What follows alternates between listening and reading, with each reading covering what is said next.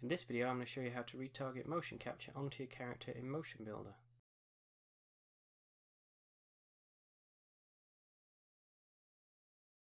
So to get started we're going to come up and File, open our source character.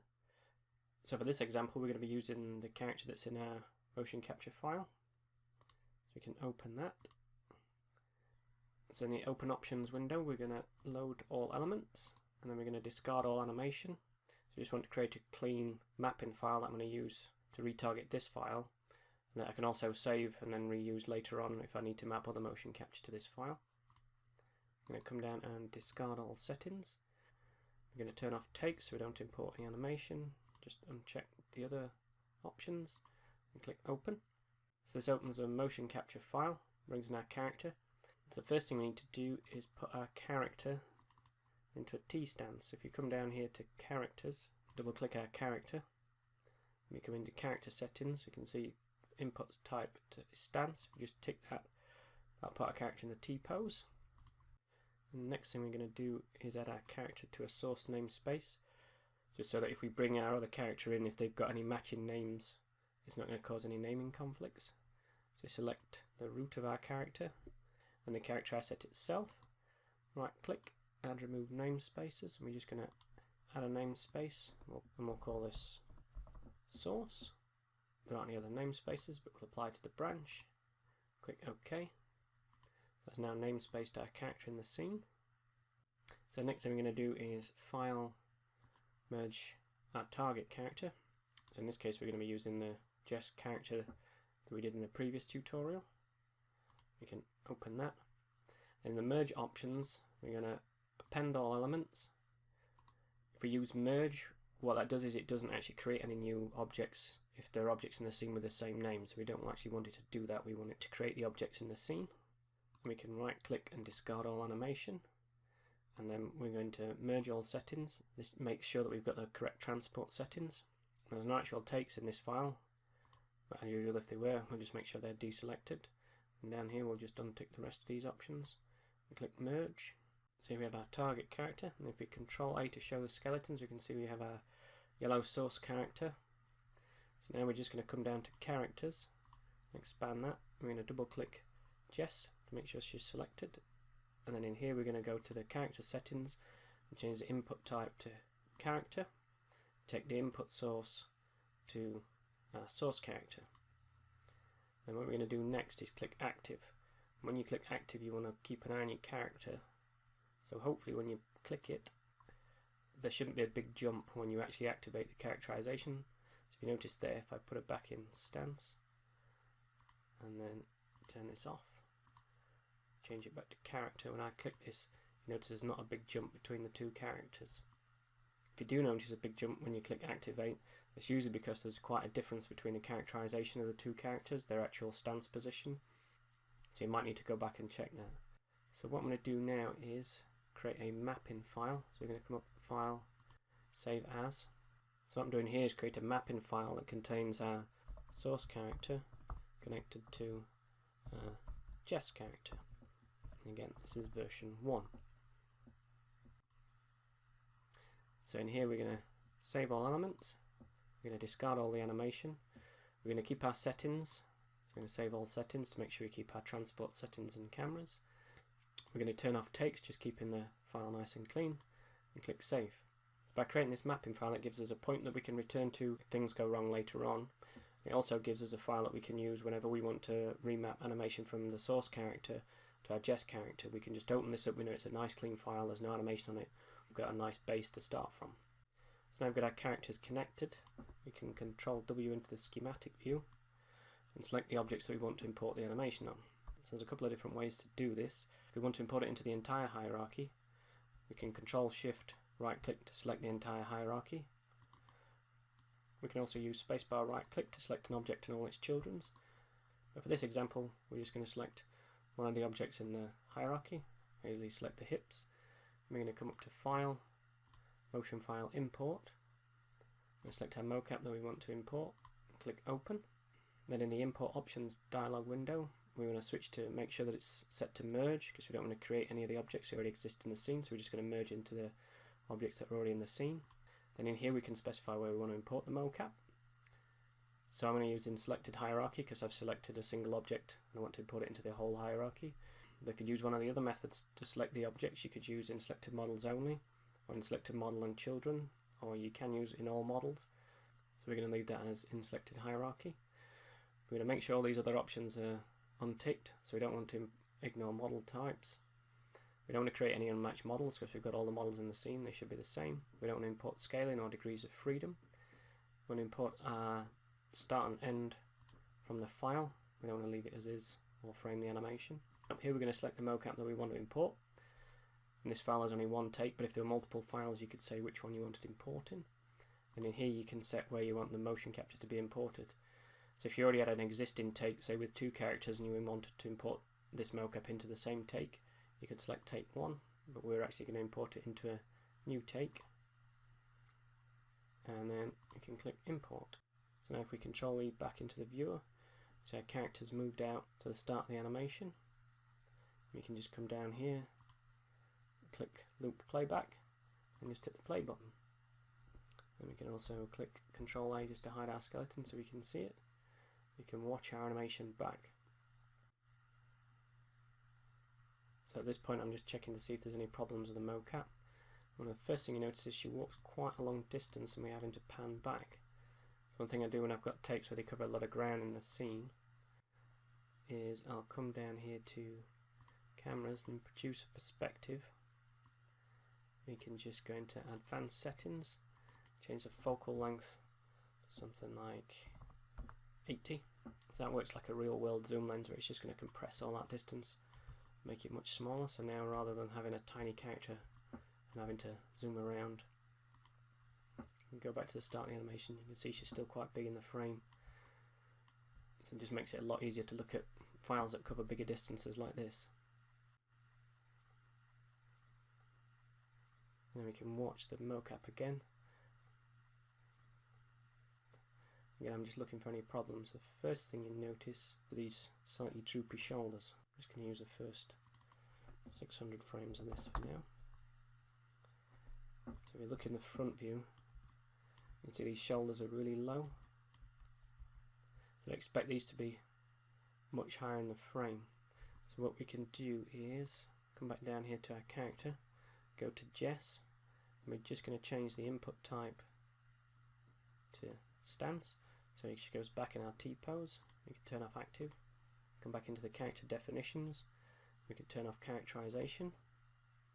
So this puts your character back in exactly the same pose that you T-pose them in. When it goes into stance, it's exactly the same pose as what you use for the T-pose. So now in here I can go in and rotate these. I'm just going to bring these up a little bit. So I'll try setting these to 0 and rotate these arms back down, and the same on the other side. Set these back to 0. So now we've adjusted the position of our arms on the character. We know it's still in a T-pose, so we can just hit characterize again and hit biped. Come back to our character settings and change the input back to character. Click active. Now you can see we've got a much better shape in our shoulders. Now because there's a good chance that all the mocap we load on our source character is going to create the same drooped shoulder effect, I'm going to come back into my mapping file, open that, and we're going to come down to characters, go to our Jess character, I'm going to put it in a stance pose, turn that off, and then turn off characterization. Then we're going to come in here and change the shoulders in here to the same values that we used before. So rotate these up to 0 and straighten our arms back out. Do the same on the other side. Set that to 0. Alt down. Set that back to 0. And we know she's still in a T-pose. So we can reapply the characterization. Hit biped. Change our input type back to character, our source character, click active, and file, save as, source character version 2. So in here we're going to save all elements, we're going to discard all the animation, we're going to keep our settings, So I'm going to save all settings to make sure we keep our transport settings and cameras. We're going to turn off takes, just keeping the file nice and clean, and click save. So we'll just play that animation back again now and just see if there's any other problems we can notice. What I usually like to do is try and spot as many of the problems as I can and fix them before I start changing any of the settings in the retargeting options. So in here, the other problem we can see is a feet are just below the floor. So one way to fix that is if we Control A to show the skeleton, if we just come back down here to our source character, we can see this feet are a little bit close to the ground. So what we can do is we come down here, grab these foot floor contacts, we can actually raise these up.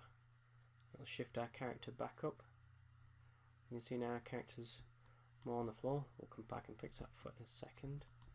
So if we just hide that, we can play through our animation and see if that's corrected some of the foot floor contacts problems that we're seeing. You can see the contact between the feet and the floor much better. So we'll come in here and fix this foot. So what we need to do is come to our source character. Might be a slight twist on this foot, so you can come down into F curves, look at the rotation. We hit R, we can see I'm going to change this in Z. So you can select the Z axis, and in our F curves window hit A to frame all. We're just going to right click and select all, and then if we zoom in on the foot, just hide the rest. We click in between these two markers to actually select them both. You can just rotate this round so the foot's back on the floor. So now when we watch this back, feet are now square on the floor.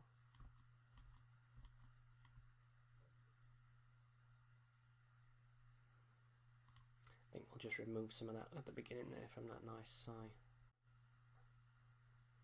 So we go from here, let's just clip that first bit of animation off. So if we look at this back now, we've got the feet, contact with the floor is much better.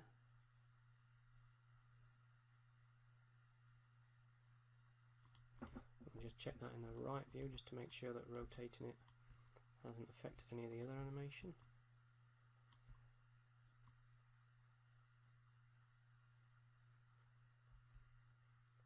You can see that stride's still working. So before I start changing the retargeting settings, what I usually do is just start reviewing the animation from different angles and then seeing what changes I need to make. So the first thing I'm going to do is look in the front view. If you can see now, we fixed the feet and the shoulders. This is all looking good.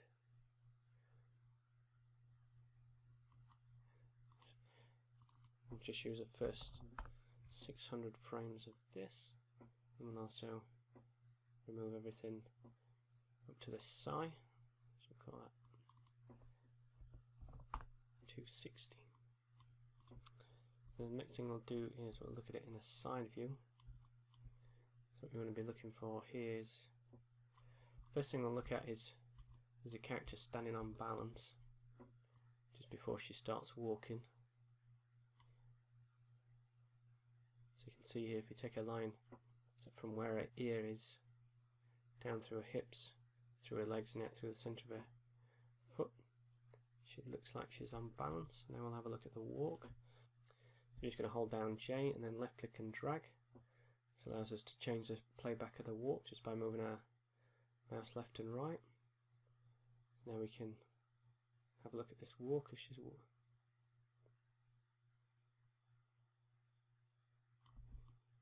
So what you want to be looking for here is in this contact pose, the character wants to be slightly ahead. If we look at where the heel and the toe are, we want it to be about, her weight wants to be just in the centre of this. So she's walking forward, and then during this passing pose here, she wants to be slightly ahead of where she is now. Probably a little bit. And then here, just on the contact, see this leg still slightly bent through here. She perhaps wants to be a little bit further forwards. So you can come down here into these offsets, we can right click and drag down here just to move her weight slightly further forward as she's walking. So if you come here now, if we look during this passing pose, she's a little bit further forward with her weight.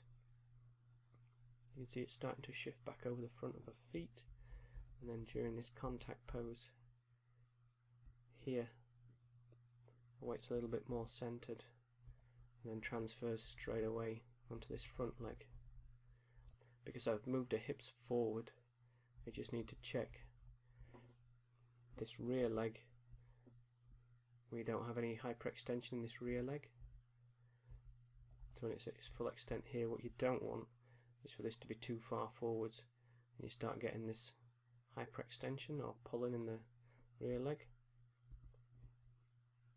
So I think that's looking good. The same here.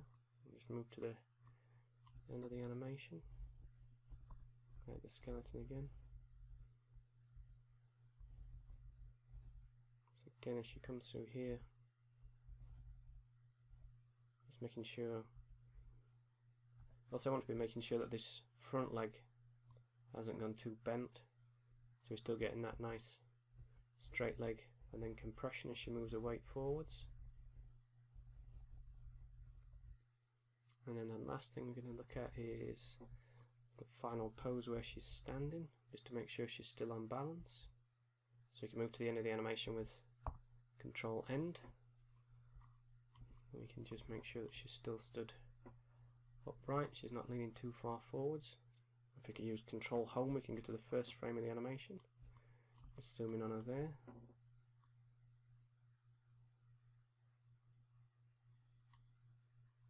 Let's go back a little bit further and just have a look at that. See, she's maybe a little bit far forward. Just drop that back a little bit. You can see the centre of her hips just over the top of her, just forward of the middle of her foot there. And then go back to the end, just make sure that that's still okay. So that's one way I'd use these offsets down here in the retargeting settings. The other one that's quite handy is if you come up to retargeting, there's a setting called match source. So if you go into the right view again and show our skeleton, you can see here at the end of the animation, two characters are in different positions. This is because source character is smaller than our target character.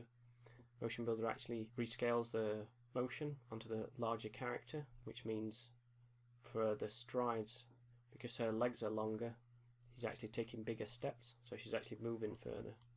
So what this means is when our characters are over 0, in pretty much the same place, but as they start to move away from that, you can see they start to separate. So in this example, this isn't really a problem because we've just got to walk in a straight line. She's not interacting with any scenery objects, but if she did, that's where you can use match space. So that'll rescale the animation on our target character to make it so that she's in exactly the same position as our source character. So now if we play through, we can see our source and target character in exactly the same space.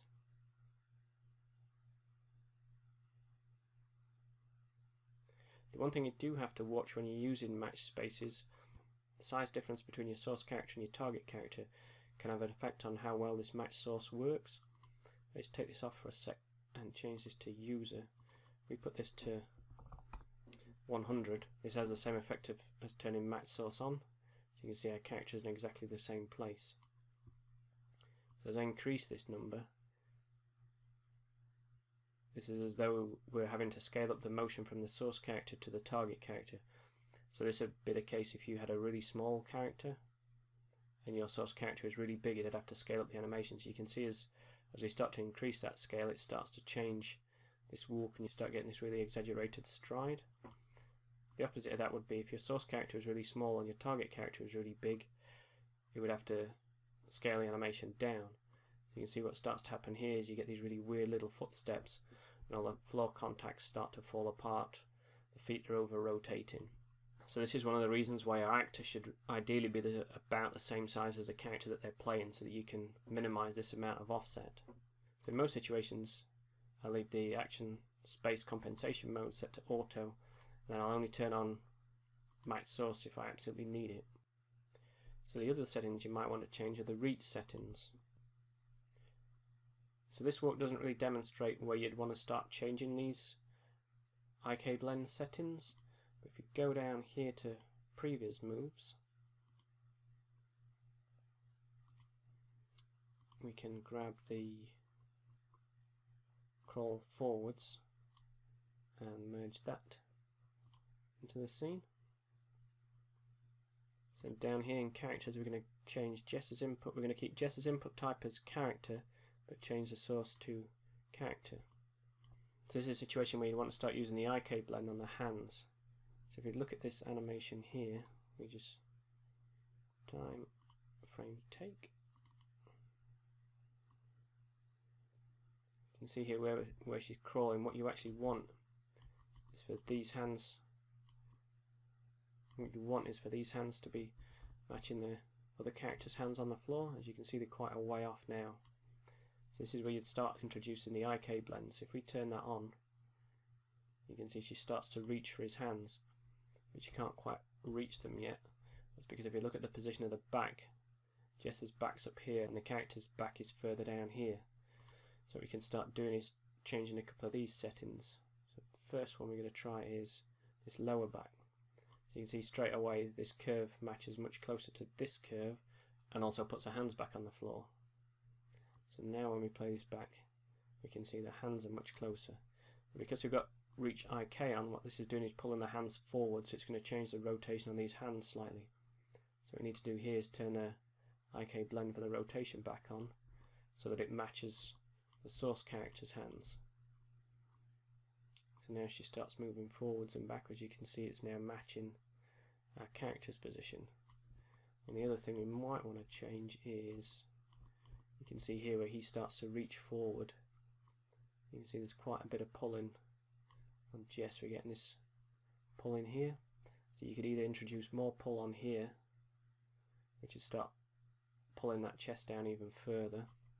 Or another option is if we go into solving, we can go into realistic shoulder solving and just start introducing a bit of that. So what this is doing here is, you can see here, it's just bringing Jess's shoulder slightly forward, which is what you'd expect as you raise your hand past a certain point. You start sharing the rotation of the arm forwards with the shoulder. So you could just bring some of this in,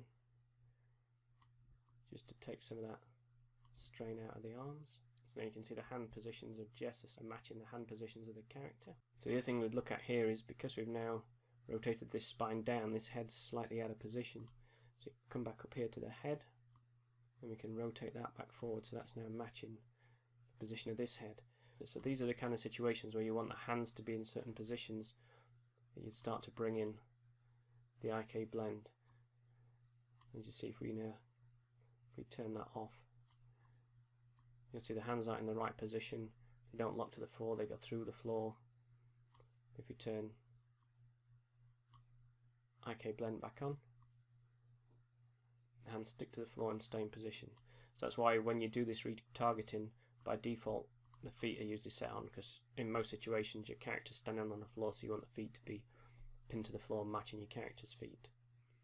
What you want to do before you start changing any of these values or editing any of these things is figure out what needs changing overall, and then tweak one value at a time to see how that changes the pose. And the more files you edit, the easier it is to start to identify what settings you need to change to give you better results with the retargeting. So the final thing to do is just give the animation one last check, and then we can plot it to either the skeleton or the control rig, depending on whether we're going to export it straight away or do some more animation afterwards. So there are two places you can plot the animation. First one is down here in characters, Jess, character settings. We can hit the plot character button, and you just need to decide whether to plot to the skeleton if you're going to export the animation and you're not going to do any editing. If you are going to do editing, then you're going to want to plot to the control rig. Or we can come up to the character control setting and use bake plot and select skeleton or control rig. So for this tutorial I'm going to plot it to the skeleton. I'm going to open the plot options window, just quickly run through a couple of these. plot on frames, just to put the keyframes on an actual frame. We don't want to plot all takes because we've only got one take in here. I'm going to keep the plot rate at 30 frames a second so it matches the one that we're using. We can set our rotation filter. I'm going to use unroll. Constant key reduce I'm going to leave turned off. This just removes any keyframes that have the same values. So for instance, if an object's static or doesn't move. Smart plot we don't really need on this. This is more if you've done hand animation and you want to plot the keyframes down on a layer. We're going to leave plot translation on root only turned on, so that it only plots translation on the root object. And we can hit plot. Once the plot's complete, we can just make sure that our character is not being driven by the source character and play our animation back. And then we can just watch it from different angles just to make sure that it's all plotted correctly.